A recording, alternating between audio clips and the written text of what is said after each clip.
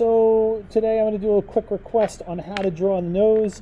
Again, we're looking for edges. Sometimes those edges might not necessarily be too pronounced, and when you can't pick them out or you can't find them, well, that's the opportunity that you have to ask me to help you out. You don't have to make anything up.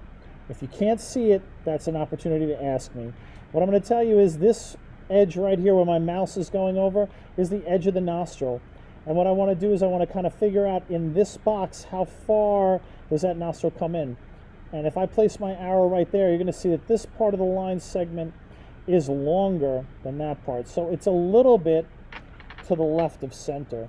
So when I go to try to identify where that's going to be, I'm going to try to approximate where the middle might be and then move a little bit to the left of it. Will my estimation be 100% correct? Maybe, maybe not, but it can be close, and that's what I want. I want close. I look down at the edge I can seem to find here for the tip of the nose. I'll take a look at how far down into the box is here. And one of the things people do wrong about noses is they look at measurements and they start thinking to themselves, oh man, that looks too big. I'm going to make it smaller. My nose isn't that big.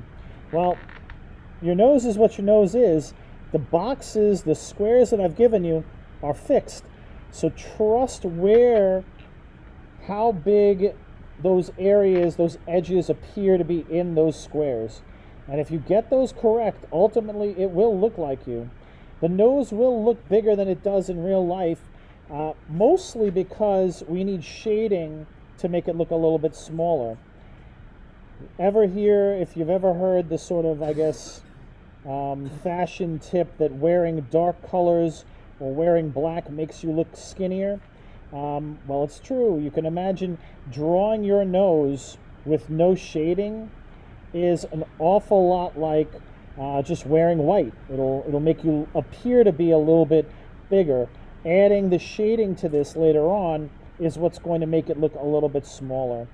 And when I draw this nose out, what I'm looking for is the center of the nose isn't quite on the line itself. There's less of the nose on this side than there is on this side. You can see that how high my nostrils come up. This side is a little bit higher than that side because the head is tilted ever so slightly. This nostril is pretty close to the red line over here, and I'm not going to draw anything more than that. There is no need to create imaginary edges up here. The only edges that you see really at this point are just the edges of the glasses.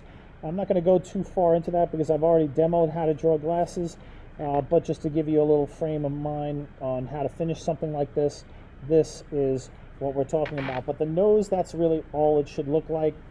That's the basic shape, the basic tilt, and it really is how it fits into the box. Even if you have to redraw it on several occasions, remember those initial measurements you make should be accurate.